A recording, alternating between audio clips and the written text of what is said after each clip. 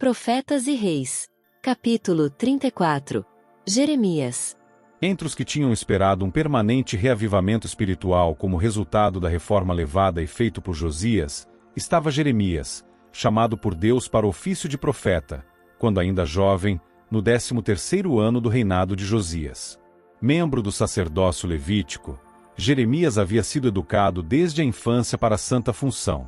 Nesses felizes anos de preparação, pouco imaginara ele que havia sido consagrado desde o nascimento para ser um profeta às nações, e quando veio o divino chamado, ele se sentiu oprimido com o senso de sua indignidade. "Ah, Senhor Jeová", ele exclamou, "eis que não sei falar, porque sou uma criança." Jeremias 1, versos 5 e 6. Na juventude de Jeremias, Deus viu alguém que seria fiel a seu encargo, e que permaneceria pelo direito contra a grande oposição. Na meninice ele se provara fiel, e agora enfrentaria durezas, como bom soldado da cruz. "Não digas, eu sou uma criança", ordenou o Senhor ao seu escolhido mensageiro, "porque aonde quer que eu te enviar, irás, e tudo quanto te mandar dirás. Não temas diante deles, porque eu sou contigo para te livrar." Jeremias 1, versos 7 e 8. "Tu, pois, cinge os teus lombos, e levanta-te, e dize-lhes tudo quanto eu te mandar, não desanimes diante deles, porque eu farei com que não temas na sua presença. Porque, eis que te ponho hoje por cidade forte, e por coluna de ferro, e por muros de bronze, contra toda a terra, contra os reis de Judá, contra os seus príncipes, contra os seus sacerdotes, e contra o povo da terra. E pelejarão contra ti, mas não prevalecerão contra ti, porque eu sou contigo, para te livrar." Jeremias 1, versos 17 a 19. Por 40 anos, Jeremias devia estar diante da nação como testemunha da verdade e da justiça. Num tempo de apostasia sem paralelo, devia ele exemplificar na vida e no caráter a adoração do verdadeiro Deus. Durante o terrível cerco de Jerusalém, ele seria o porta-voz de Jeová. Prediria a queda da casa de Davi, e a destruição do belo templo construído por Salomão. E quando aprisionado por causa de suas destemidas afirmações, devia ainda falar contra o pecado nos altos. Desprezado, odiado, rejeitado dos homens, havia ele de finalmente testemunhar o cumprimento literal de suas próprias profecias de iminente condenação, e partilhar da tristeza e dor que se seguiriam à destruição da cidade condenada. Todavia, em meio à ruína geral porque estava passando rapidamente a nação, muitas vezes foi permitido a Jeremias olhar para além das desoladoras cenas do presente às gloriosas perspectivas do futuro, quando o povo de Deus seria resgatado da terra do inimigo, e novamente plantado em Sião. Ele previu o tempo em que o Senhor haveria de renovar sua relação de concerto com eles.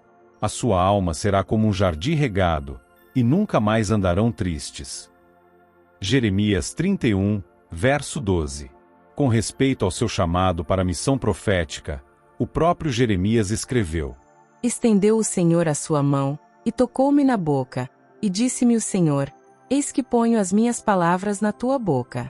Olha, ponho-te neste dia sobre as nações, e sobre os reinos, para arrancares, e para derribares, e para destruíres, e para arruinares, e também para edificares, e para plantares." Jeremias 1, versos 9 e 10. Graças a Deus pelas palavras para edificares e para plantares. Por essas palavras foi assegurado a Jeremias o propósito do Senhor de restaurar e sarar. Severas eram as mensagens a serem levadas nos anos que se seguiriam. Profecias de iminentes juízos a sobrevir deviam ser apresentadas com destemor. Das planícies de Sinear devia sobrevir o mal sobre todos os habitantes da terra. "Eu pronunciarei contra eles os meus juízos", o Senhor declarou, "por causa de toda sua malícia, pois me deixaram a mim." Jeremias 1, versos 14 e 16. Mas o profeta devia fazer acompanhar essas mensagens da segurança de perdão a todos os que tornassem de suas más obras. Como um sábio mestre construtor, Jeremias procurou no início mesmo de sua atividade encorajar os homens de Judá a assentar os fundamentos de sua vida espiritual de maneira ampla e profunda, praticando obras completas de arrependimento. De longa data vinham eles construindo com material a que o apóstolo Paulo assemelhou a madeira, feno e palha, e por Jeremias mesmo comparado à escória. Prata rejeitada lhe chamarão, declarou ele da nação impenitente, porque o Senhor os rejeitou. Jeremias 6, verso 30. Agora eram eles animados a construir sabiamente para a eternidade, lançando fora o refúgio da apostasia e da incredulidade, usando como fundamento material puro ouro, a prata refinada, as pedras preciosas, fé, obediência e boas obras, unicamente aceitáveis à vista de um Deus santo. Por intermédio de Jeremias, a palavra do Senhor a seu povo foi: Volta, ó rebelde Israel, e não farei cair a minha ira sobre vós, porque benigno sou, diz o Senhor, e não conservarei para sempre a minha ira. Somente reconhece a tua iniquidade, que contra o Senhor teu Deus transgrediste. Convertei-vos, ó filhos rebeldes, diz o Senhor, porque eu vos desposarei. Pai me chamarás, e de mim te não desviarás. Volta, ó filhos rebeldes, eu curarei as vossas rebeliões. Jeremias 3, versos 12 a 14, 19 e 22. Além desses maravilhosos apelos, o Senhor deu a seu povo extraviado as próprias palavras com que podiam voltar a ele. Eles deviam dizer: Eis-nos aqui, viemos a ti, porque tu és o Senhor nosso Deus. Certamente se confia nos outeiros e na multidão das montanhas. Deveras no Senhor nosso Deus está a salvação de Israel. Jazemos na nossa vergonha, e estamos cobertos da nossa confusão, porque pecamos contra o Senhor nosso Deus, nós e nossos pais, desde a nossa mocidade até ao dia de hoje. E não temos ouvido a voz do Senhor nosso Deus. Jeremias 3, versos 22 a 25. A reforma levada a efeito por Josias tinha purificado a terra dos altares idólatras, mas o coração da multidão não havia sido transformado. As sementes da verdade que haviam germinado com a promessa de abundante colheita, haviam sido sufocadas pelos espinhos. Outra apostasia semelhante a essa seria fatal, e o Senhor procurou despertar a nação para o reconhecimento do perigo. Unicamente provando-se leais a Jeová poderiam eles esperar divino favor e prosperidade. Jeremias chamou-lhes repetidamente a atenção para os conselhos dados em Deuteronômio. Mais que qualquer outro profeta, deu-lhe ênfase aos ensinos da lei mosaica, e mostrou como esses ensinos poderiam levar a mais alta bênção espiritual para a nação e a cada coração individualmente. Perguntai pelas veredas antigas, qual é o bom caminho, e andai nele, suplicou, e achareis descanso para as vossas almas. Jeremias 6, verso 16. Numa ocasião, por ordem do Senhor, o profeta se pôs numa das principais entradas da cidade, e aí apelou para a importância da santificação do sábado. Os habitantes de Jerusalém estavam em perigo de perder de vista a santidade do sábado, e foram solenemente advertidos contra o seguir seus interesses seculares nesse dia. Uma bênção fora prometida sob a condição de obediência. Se diligentemente me ouvirdes, o Senhor declarou, e santificardes o dia de sábado, não fazendo nele obra alguma, então entrarão pelas portas desta cidade reis e príncipes, assentados sobre o trono de Davi, andando em carros e montados em cavalos, eles e seus príncipes, os homens de Judá, e os moradores de Jerusalém, e esta cidade será para sempre habitada. Jeremias 17, versos 24 e 25. Essa promessa de prosperidade como recompensa de obediência foi acompanhada por uma profecia de terríveis juízos que cairiam sobre a cidade caso seus habitantes se provassem desleais a Deus e sua lei. Se as admoestações para a obediência ao Senhor Deus de seus pais e a santificação de seu dia de sábado não fossem atendidas, a cidade e seus palácios seriam totalmente destruídos pelo fogo. Assim o profeta manteve-se firmemente ao lado dos sãos princípios do reto viver tão claramente esboçados no livro da lei. Mas as condições prevalecentes na terra de Judá eram tais que somente pelas mais positivas medidas poderia ser efetuada uma mudança para melhor, daí trabalhar ele com o máximo fervor pelos impenitentes.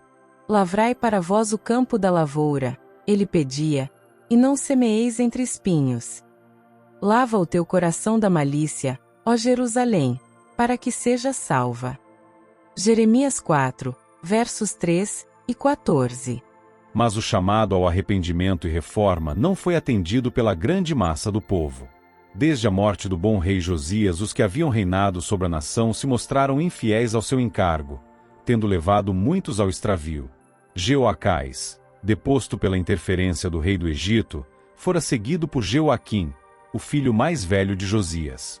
Desde o início do reinado de Jeoaquim, Jeremias tivera pouca esperança de salvar sua amada terra da destruição e o povo do cativeiro.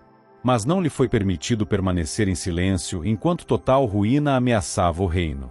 Os que haviam permanecido leais a Deus deviam ser encorajados a perseverar na prática do bem, devendo os pecadores, se possível, ser induzidos a voltarem-se da iniquidade. A crise pedia um esforço público e de longo alcance. Jeremias foi ordenado pelo Senhor a erguer-se na corte do templo e falar a todo o povo de Judá que passasse dentro e fora. Não devia ele suprimir uma só palavra das mensagens que lhe fossem dadas, a fim de que os pecadores de Sião tivessem a mais ampla oportunidade possível de ouvir e voltar de seus maus caminhos. O profeta obedeceu, permaneceu junto à porta da casa do Senhor, e aí ergueu a voz em advertência e rogos. Sob a inspiração do Todo-Poderoso, ele declarou: Ouvi a palavra do Senhor, todos de Judá, os que entrais por estas portas, para adorardes ao Senhor. Assim diz o Senhor dos Exércitos, o Deus de Israel: melhorai os vossos caminhos e as vossas obras, e vos farei habitar neste lugar. Não vos fieis em palavras falsas, dizendo: Templo do Senhor, templo do Senhor, templo do Senhor é este. Mas, se deveras melhorardes os vossos caminhos e as vossas obras, se deveras fizerdes juízo entre um homem e entre o seu companheiro, se não oprimirdes o estrangeiro, e o órfão, e a viúva, nem derramardes sangue inocente neste lugar, nem andardes após outros deuses para vosso próprio mal, eu vos farei habitar neste lugar, na terra que dei a vossos pais, de século em século. Jeremias 7, versos 2 a 7. O pesar do Senhor por ter de castigar está aqui vividamente demonstrado. Ele retém os seus juízos para que possa pleitear com os impenitentes. Aquele que exercita beneficência, juízo, justiça na terra, Jeremias 9, verso 24, demonstra misericórdia a seus filhos errantes e por todas as maneiras possíveis busca ensinar-lhes o caminho da vida eterna. Ele tirara os israelitas do cativeiro para que lhe pudessem servir a ele, o único Deus vivo e verdadeiro. Embora eles tivessem andado longo tempo na idolatria, menosprezando suas advertências, ele contudo declara sua disposição de não enviar o castigo, concedendo ainda outra oportunidade para arrependimento. Ele deixa claro o fato de que somente mediante a mais integral reforma do coração poderia a condenação impendente ser evitada.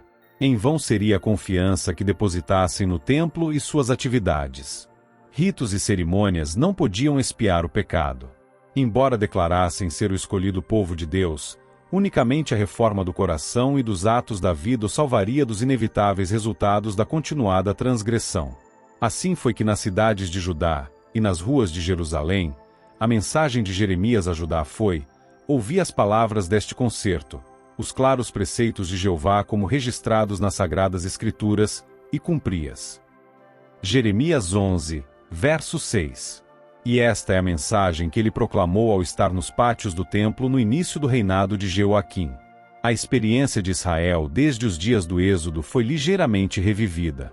O concerto de Deus com eles tinha sido: dai ouvidos à minha voz, e eu serei o vosso Deus, e vós sereis o meu povo, e andai em todo o caminho que eu vos mandar, para que vos vá bem. Aberta e repetidamente fora esse concerto quebrado. A nação escolhida tinha andado nos seus próprios conselhos, no propósito do seu coração malvado, e andaram para trás, e não para diante. Jeremias 7, versos 23 e 24. Porque, o Senhor inquiriu, se desvia este povo de Jerusalém com uma apostasia contínua. Jeremias 8, verso 5.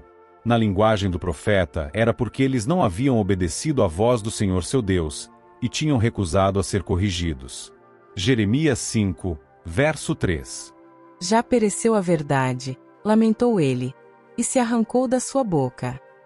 Jeremias 7, verso 28. Até a cegonha no céu conhece os seus tempos determinados, e a rola, e o grou e a andorinha observam o tempo de sua arribação. mas o meu povo não conhece o juízo do Senhor. Jeremias 8, verso 7. Porventura por estas coisas não os visitaria, diz o Senhor, ou não se vingaria a minha alma de gente tal como esta. Jeremias 9, verso 9. Chegara o tempo para profundo exame de coração. Enquanto Josias tinha sido seu rei, o povo tivera alguma base para esperança. Mas ele não podia mais interceder em seu benefício, pois havia caído em batalha. Os pecados da nação eram tais que o tempo para intercessão quase se escoara de todo. Ainda que Moisés e Samuel se pusessem diante de mim, o Senhor declarou, não seria a minha alma com este povo, lança-os de diante de minha face, e saiam. E será que, quando te disserem, para onde iremos? Dir-lhes-ás, os que para a morte, e os que para a espada, e os que para a fome, e os que para o cativeiro, Jeremias 15, versos 1 e 2. Uma recusa de ouvir o convite de misericórdia que Deus estava agora oferecendo, atrairia sobre a impenitente nação os juízos que haviam caído sobre o reino do norte de Israel havia mais de um século antes. A mensagem a eles agora era: se não me derdes ouvidos para andardes na minha lei, que pus diante de vós, para que ouvisseis as palavras dos meus servos, os profetas, que eu vos envio, madrugando e enviando, mas não ouvistes, então farei que esta casa seja como Siló, e farei desta cidade uma maldição para todas as nações da terra. Jeremias 26, versos 4 a 6. Os que estavam no pátio do templo ouvindo o discurso de Jeremias, compreenderam claramente esta referência a Siló, e aos tempos nos dias de Eli, quando os filisteus derrotaram a Israel e levaram a arca do testamento. O pecado de Eli tinha consistido em passar por alto a iniquidade de seus filhos no sagrado ofício, bem como sobre os males prevalecentes através da terra. Sua negligência em corrigir esses males tinha traído sobre Israel terrível calamidade. Seus filhos tinham sido mortos em combate, o próprio Eli perdeu a vida. A arca de Deus tinha sido levada da terra de Israel. 30.000 do povo haviam sido mortos, tudo por se haver permitido que o pecado florescesse desembaraçada e livremente. Israel havia pensado em vão que, não obstante suas pecaminosas práticas, a presença da arca assegurar-lhes-ia a vitória sobre os filisteus. De igual maneira, durante os dias de Jeremias, os habitantes de Judá eram inclinados a crer que uma estrita observância das cerimônias do templo divinamente apontadas preservá-los-ia de uma justa punição por sua ímpia conduta. Que lição esta homens em posição de responsabilidade hoje na Igreja de Deus, que solene advertência quanto à necessidade de tratar-se fielmente os erros que levam desonra à causa da verdade.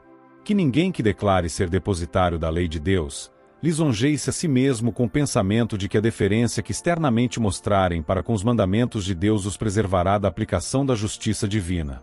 Que ninguém se recuse a ser reprovado pela prática do mal, nem acuse os servos de Deus por serem demasiado zelosos em procurar limpar o campo de obras maléficas. Um Deus que odeia o pecado apela aos que se declaram guardadores de sua lei, a que se afastem de toda iniquidade. A negligência em se arrepender e render voluntária obediência acarretará sobre homens e mulheres hoje tão sérias consequências como as que vieram sobre o antigo Israel. Há um limite além do qual os juízos de Jeová não podem mais ser detidos. A desolação de Jerusalém nos dias de Jeremias é uma solene advertência ao moderno Israel, de que os conselhos e advertências dados por meio de pessoas escolhidas não podem ser desrespeitados impunemente. A mensagem de Jeremias aos sacerdotes e povo despertou o antagonismo de muitos. Com violenta injúria eles clamaram: porque profetizaste no nome do Senhor, dizendo, será como Siló esta casa, e esta cidade será assolada, de sorte que fique sem moradores. E ajuntou-se todo o povo contra Jeremias na casa do Senhor. Jeremias 26, verso 9. Sacerdotes, falsos profetas e povo voltaram-se irados, contra aquele que lhes não falaria palavras suas ou profetizaria coisas deleitosas. Assim foi a mensagem de Deus desprezada e seu servo ameaçado de morte. Notícias das palavras de Jeremias foram levadas aos príncipes de Judá, e estes se apressaram do palácio do rei ao templo, a fim de se informarem por si mesmos sobre a veracidade do fato. Então falaram os sacerdotes e os profetas aos príncipes e a todo o povo, dizendo: este homem é réu de morte, porque profetizou contra esta cidade, como ouvistes com os vossos ouvidos. Jeremias 26, verso 11. Mas Jeremias permaneceu ousadamente perante os príncipes e o povo, declarando: O Senhor me enviou a profetizar contra esta casa, e contra esta cidade, todas as palavras que ouvistes. Agora, pois, melhorai os vossos caminhos e as vossas ações, e ouvi a voz do Senhor vosso Deus, e arrepender-se-á o Senhor do mal que falou contra vós. Quanto a mim, eis que estou nas vossas mãos, fazei de mim conforme o que for bom e reto aos vossos olhos. Sabei, porém, com certeza que, se me matardes a mim, trarei sangue inocente sobre vós, e sobre esta cidade, e sobre os seus habitantes, porque, na verdade, o Senhor me enviou a vós, para dizer aos vossos ouvidos todas estas palavras. Jeremias 26, versos 12 a 15. Tivesse o profeta sido intimidado pela ameaçadora atitude dos que estavam em posição de alta autoridade, sua mensagem teria sido sem efeito, e ele teria perdido a vida. Mas a coragem com que apresentou a solene advertência conquistou o respeito do povo e tornou os príncipes de Israel em seu favor. Eles arrazoaram com os sacerdotes e falsos profetas, mostrando-lhes quão pouco sábias seriam as medidas extremas por eles advogadas, e suas palavras produziram uma reação na mente do povo. Assim Deus suscitou defensores a seu servo. Os anciãos uniram-se igualmente no protesto contra a decisão dos sacerdotes sobre a sorte de Jeremias. Citaram o caso de Miqueias, que havia profetizado juízos contra Jerusalém, dizendo: Sião será lavrada como um campo, e Jerusalém se tornará em montões de pedras, e o monte desta casa como os altos de um bosque. E perguntaram: Mataram-no, porventura, Ezequias, rei de Judá, e todo o Judá? Antes não temeu este ao Senhor, e não implorou o favor do Senhor? E o Senhor se arrependeu do mal que falara contra eles. E nós fazemos um grande mal contra as nossas almas. Jeremias 26, versos 18 e 19. Graças aos apelos desses homens de influência, a vida do profeta foi poupada, embora muitos dos sacerdotes e falsos profetas, incapazes de enfrentar as condenadoras verdades que ele proferia, alegremente o teriam levado à morte sob pretexto de sedição. Desde o dia do seu chamado até o fim do seu ministério, Jeremias permaneceu perante Judá como torre e fortaleza. Jeremias 6, verso 27, contra a qual a ira do homem não podia prevalecer. Pelejarão contra ti, o Senhor prevenira seu servo, mas não prevalecerão contra ti, porque eu sou contigo para te guardar, para te livrar deles, diz o Senhor, e arrebatar-te-ei da mão dos malignos, e livrar-te-ei da mão dos fortes. Jeremias 15, versos 20 e 21. De natureza tímida e recolhida, Jeremias ansiava pela paz e quietude de uma vida de retraimento, onde não precisasse testemunhar a continuada impenitência de sua amada nação.